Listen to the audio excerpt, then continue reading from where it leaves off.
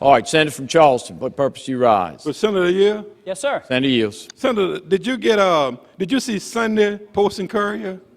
The Sunday Post and Courier. Yeah, No, sir, I didn't. It was called a To South Carolina. And then the subtopic was the corridor of shame. The corridor of shame. The corridor of shame. Yes, sir. I'm familiar with that area. They talk about I-95, but Sunday they also concentrated on Allendale County.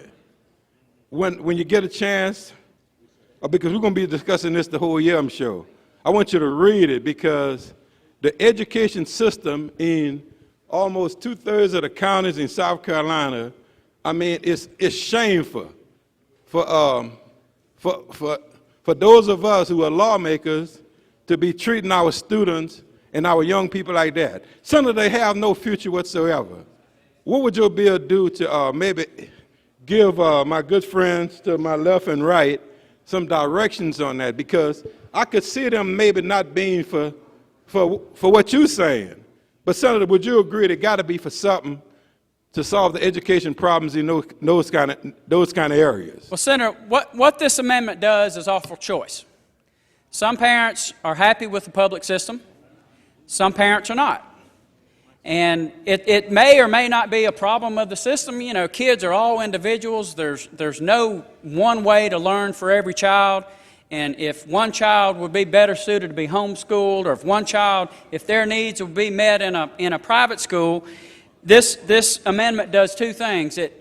The parents that can afford the private school or that can afford to homeschool, they will get a tax deduction. Low-income children, and we define that as a child that qualifies for Medicaid, would also qualify for what's called a scholarship granting organization. And what these organizations are, they allow scholarships for these kids who their needs aren't being met in the public school. They could also try to get a scholarship that would be paid for to give them the opportunity to go to a private school, and perhaps maybe their needs could be met there. Senator, you remember the first finance meeting I attended, and the gentleman from the state, I think the state economist, passed out that chart and showed the problems in South Carolina right now. Senator, but before we get on that, let me tell you something I noticed about that first finance meeting. This was your first year on finance, and you're on the second row in the behind. This is my 5th year on finance, and I'm still stuck on the first row. I don't know, maybe the chairman goes by looks or something, and if you're better looking, you get up to the more senior row. I don't know. Well, maybe. But I do remember that. Maybe you go by the way you dress. I think that he said that. It might be by the way you dress. If I was down there on the first row, people wouldn't see the way I dress, and I think he was impressed with the way I dress. So, Senator, you always are very impressive when you dress. I haven't talked to the chairman about that. It might be your dress. I don't know. Maybe that's why you put me on the second row. Might make be. Sure everybody could see, how good a senator from Charleston. But we're on Charleston. I can actually, we're on the same page of this, Senator. This is the bill that I think you're a co-sponsor of this bill, aren't you? Yes, sir. Yes, sir. But let me ask you a question about what's going on in the state economy. Senator, in Charleston, we got something like 15,000 jobs, new jobs over the past 10 years. And the senator from Florence, our chairman of finance, have a lot to do with that, and we're grateful to him. But Senator, most of my jobs in Charleston, particularly in North Charleston, are held by people from out of state, other parts of South Carolina.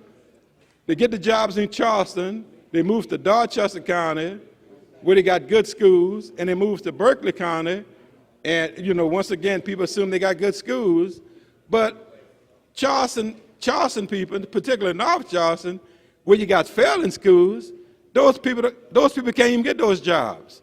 Don't you think we got to do something about education in this state if, in fact, we're going to have a future, if South Carolina going to have a future? Because I don't mind all the people from Bowen and Bosch and all of that.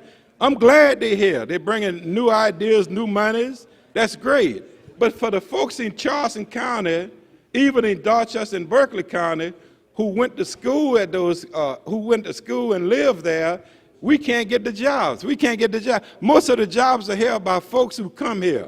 What are we going to do about the education system? Would this be a good start to that? Senator, I believe the fastest way to change the education system is what we see every day in the free market. Senator, you will notice that I'm sure there's retail establishments in your district. And those... You got everything in my district. You got everything the in your jobs district. are going, the jobs are being held by somebody else. Let's pick out a convenience store, for example. A convenience We're store working on that. in your district and mine that doesn't serve their customers well, customers go elsewhere, right? Yeah. The store that does serve their customers well, that's where the customers go. I'll give you an example. I'm a Medicaid provider at the drugstore. Customer comes in, they have their Medicaid card, their prescriptions, they can fill their prescriptions. And if I don't serve them well, guess what? They can go to any store in town. They'll go all the way to Newberry. They can go to any store in town. They can go wherever they want to get their prescriptions.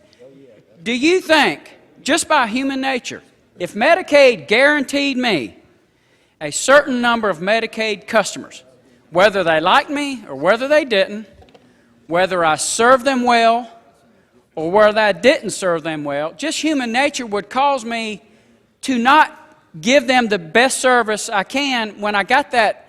Now, when we have the free market, in the back of my head, I'm always saying, yeah, I got to take care of these folks, so they'll go somewhere else. They'll go somewhere else. Yes. So I got one final question, and really what I want to do is to try to encourage people to read the Post and Courier this past Sunday on the 2 South Carolina. But Senator, also in the Post and Courier this Sunday, they ran states in the South that already offering school choice. For example, Louisiana, the state where I was born and grew up at. 900,000 students in the state of Louisiana can submit for a voucher. Their parents could submit for, I think, the voucher up to $5,000 per student. North Carolina, Georgia, Florida, everybody looking at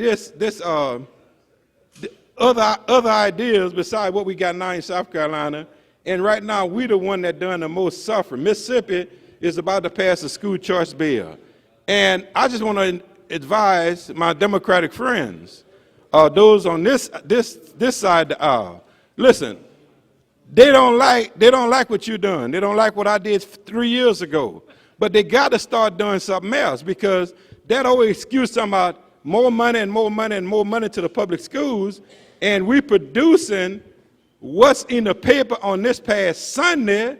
It's a shame. It's shameful for South Carolina to be producing those type of situations. When you read that article, man, when I first read it, man, listen, I had to cancel. I was on my way to the gym. Somebody said, no, you better stay home and read this. I read it. I couldn't, listen, I was done for the rest of the day.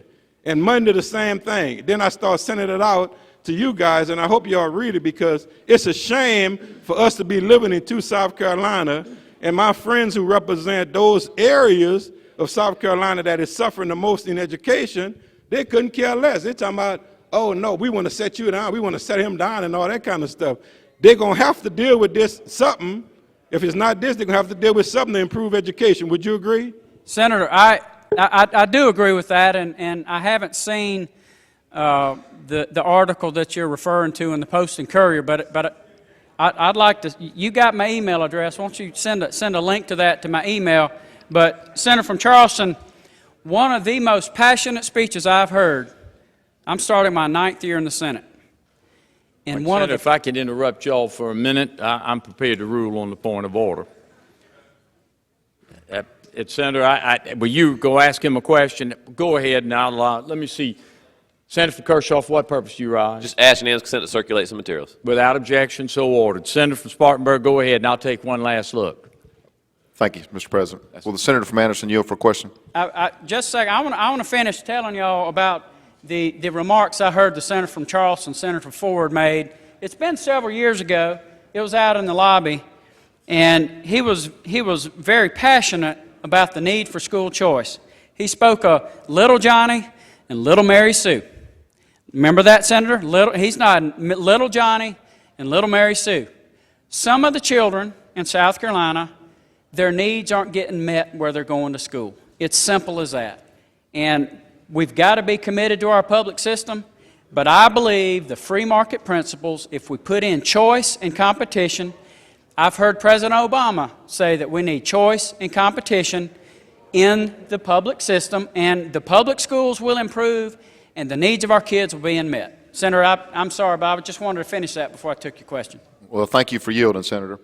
All right, Senator, I'm prepared to rule. Rule 24 on germaneness speaks to two things, and it must not raise any new or independent matter, and it must be a natural and logical change or expansion directly related to the specific subject matter of the bill. I went back very carefully and read the bill and looked at it.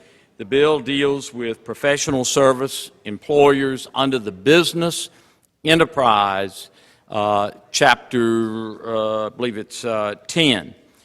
The amendment deals with chapter 6. It deals with a credit to the income tax, and whoever drafted the bill very narrowly and very tightly. And the result is that I would find that it's violative of Rule 24 in that it does raise new and independent matter, and it is not the logical extension of it. It's a very good attempt. Excellent. That's why I struggled with it. But for that reason, I would have to rule that it's violative of Rule 24.